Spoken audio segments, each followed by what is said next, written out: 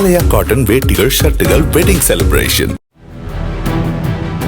நாமக்கல் மாவட்டம் அனிச்சம்பாளையம் காவேரி கரையோர வனப்பகுதியில் கடந்த 8ஆம் தேதி 9 ஆமைகளை இருவர் பிடித்து தீயில் சுடும் வீடியோ வெளியானது.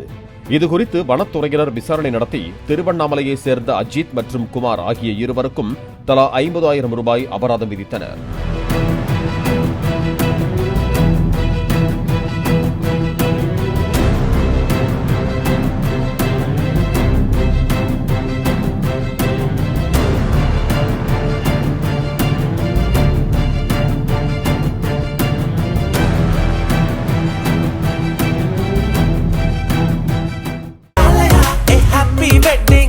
ஆலயா காட்டன் வேட்டிகள் ஷர்ட்டுகள் வெட்டிங் செலிப்ரேஷன்.